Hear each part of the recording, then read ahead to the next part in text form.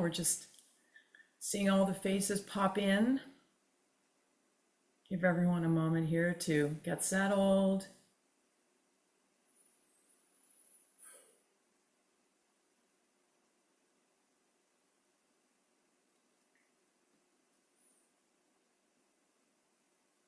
Good morning, everyone. Afternoon, evening. It's wonderful to see you.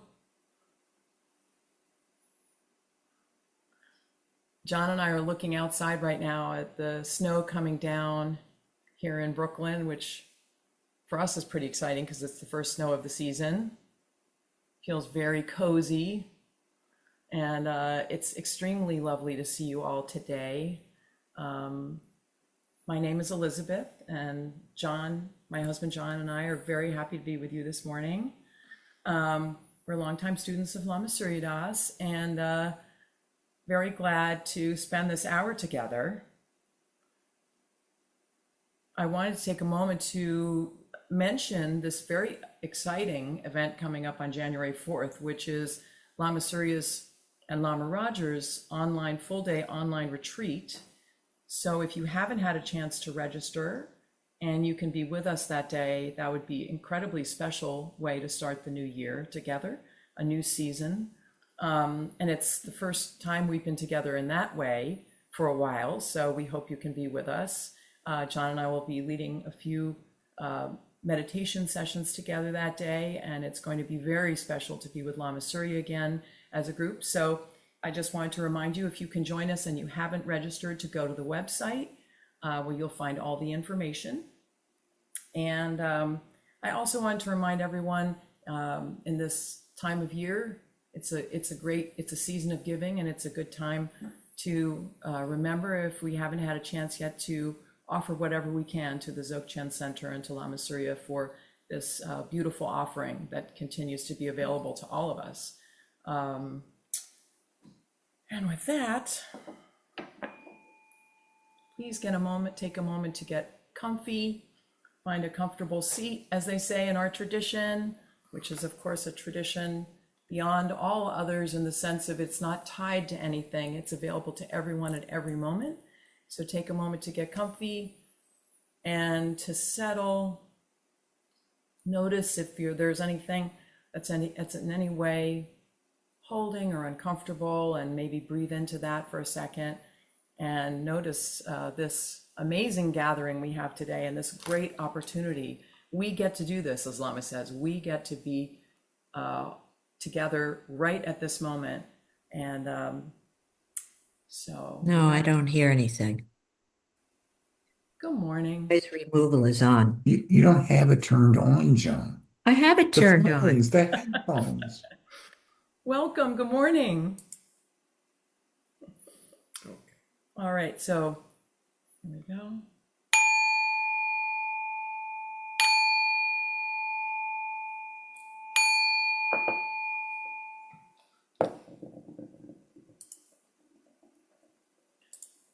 Let's take a moment to start with the four dharmas of Gampopa and Longchenpa.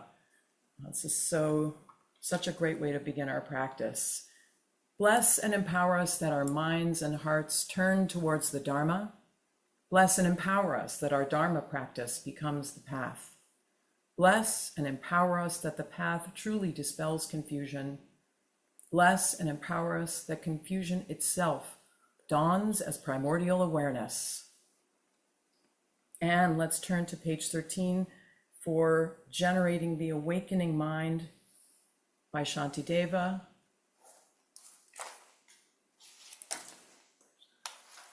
That is on page 11.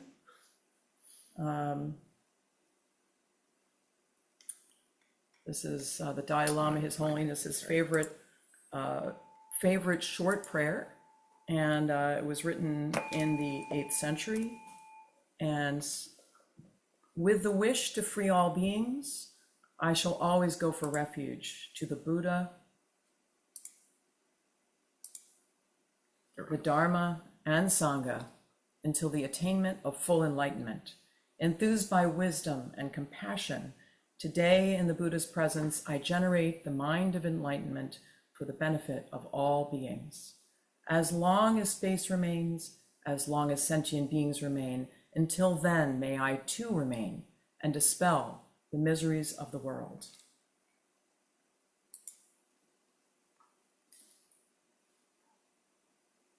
So this is an invitation, as we have, many of us, shorter days, to tune into the inner light, the light within, and rest in the cave of the heart, the natural great perfection of things left just as they are at this moment. So let's tune in together and have a tune-up.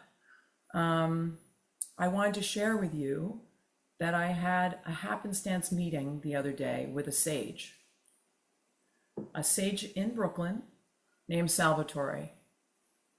And I had this kind of moment of shock and wonderful realization or discovery that this person, Salvatore, who drives an Uber, was sharing something very, very important with me about himself and about aliveness and awakening. He told me that he's part of a group in New York City called the New York City Dippers. And for those of you who don't know what that is, I didn't know, but these are people who swim 365 days a year in the Atlantic Ocean. So that means that this morning he was out there in what was sub-zero weather in the ocean with a bunch of other New Yorkers. Now, you might wonder, well, what's so important about that? Why did that strike me? What struck me was this person was vividly, tremendously alive. And I felt a kind of rush of presence that is extraordinary and very special. And as he told me this, he said, every day when we get out of the water, all of these people from completely different walks of life in New York City laugh like children and giggle together every day. And as many of us know, this is also true of great saints, practitioners, great lamas and rinpoches, people who are truly, really, really present in this moment, awake and aware, often have this quality of joy and natural presence that is pretty special. So I was listening to this man and I could feel he said, I'm very content, I'm happy. And he spoke to me about all the ways in which he's helping his neighbors and, helping people, serving meals and serving his community. But what was really shocking was just like reminding ourselves that actually we are in a sense, in the Atlantic Ocean, right? All the time. We are in the water, the flow, whether or not we realize we're in the flow or not. The flow is flowing through us all the time. And in the flotsam and jetsam of our lives, we are that he is swimming in also, and that brings him into this Salvatore, into remarkable presence and joyful aliveness, regardless of circumstance. And so I wanted to share that there was something really wondrous about reminding ourselves that we are the same. We are in that plunge every day, the plunge of life, and that all we need to do is to just take a moment and enjoy the incredible moment as exactly as it is. So let's take a moment to just begin settling into the sea of being and feeling into that tremendous opportunity that sometimes is so elusive and yet is exactly here and now.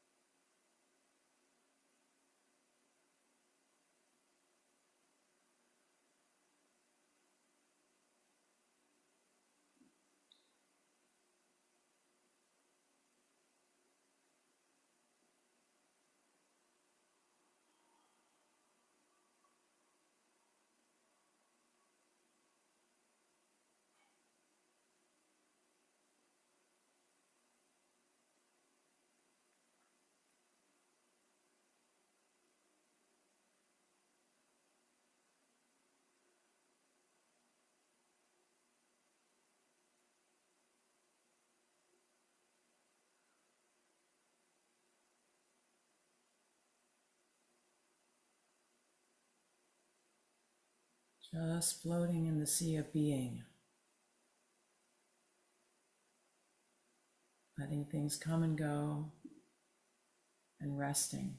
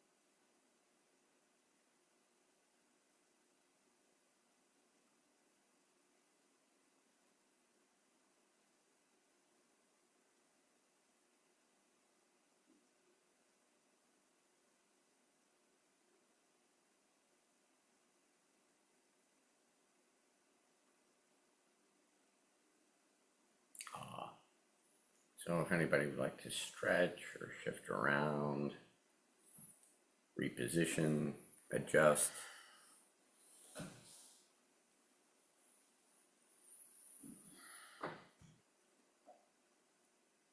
I still can't get over that we're allowed to do that coming out of the Zen tradition. They would say, sit still, don't move. Well, we get to move. It's way easier. So before we dive back in, continue the ocean metaphor, maybe we should double down a little bit on refuge and relaxation, R&R. Mhm. In our wonderful tradition, we get to take refuge, central part of the practice. And yes, technically refuge in the Buddha, the Dharma, and the Sangha, but also it just translates into being able to just be here now and not worry about anything. Give ourselves a little vacation. Let the world take care of itself for these few moments.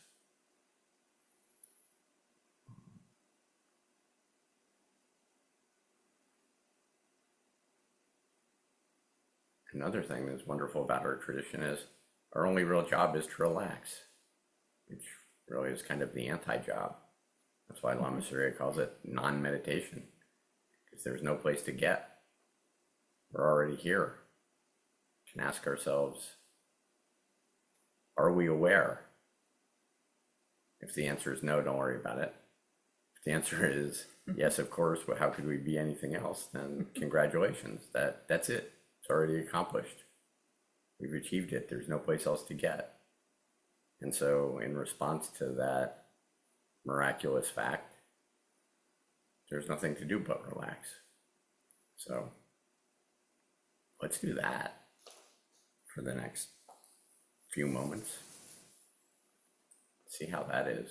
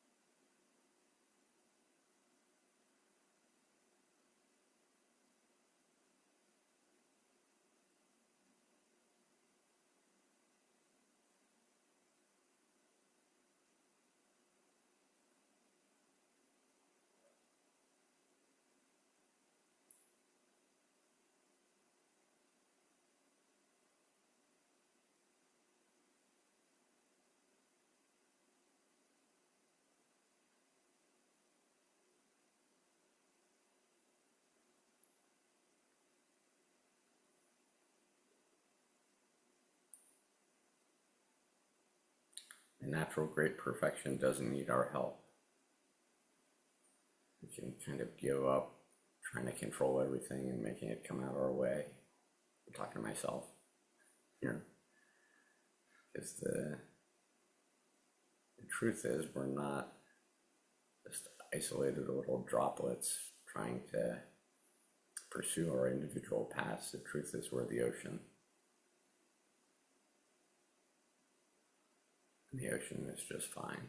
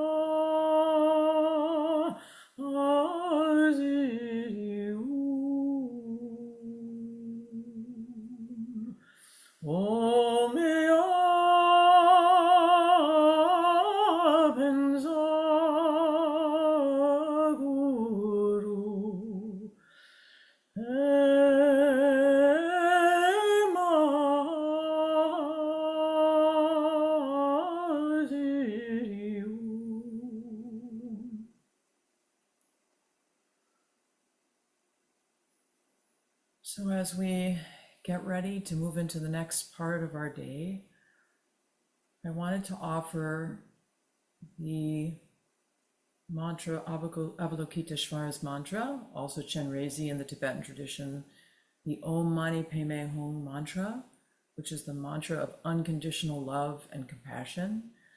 And there are many, many tunes, countless tunes that this mantra is sung to. And today I wanted to sing it with to a tune written by Tchaikovsky called Cradle Song, which is unusual, but it brings out a special quality I feel in the mantra. Om Mani Padme Hum. Om Mani Padme Hum. Om Mani Padme Hum Padme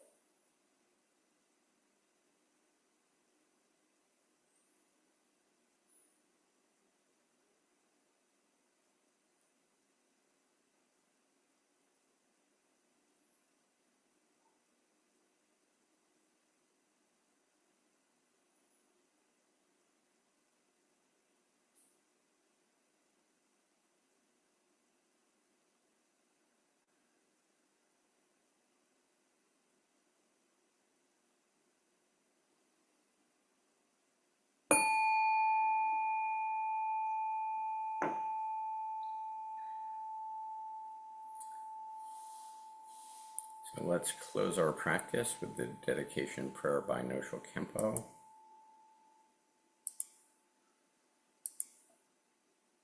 Seen here. Through the merit of this, may the light of the Buddha's precious teaching remain for ages to come, the ground for every single kind of benefit and happiness. May all the supreme holders of the teachings who uphold its living truth accept to live for eons, and their lotus feet stand firm. And may the sun of altruism and well-being, with all its blazing splendor, shine the brilliant light of the study and practice of Buddha Dharma throughout every corner of the universe.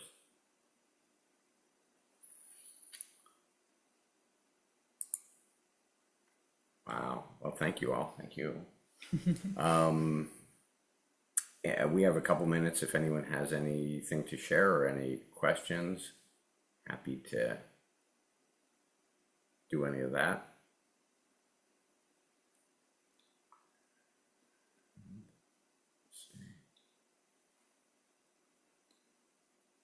Thank you, Doreen. Yeah, barring that, I hope that everyone can take a load of the stillness and the silence from today into the rest of the day and into the rest of the holiday season. So thank you all very much.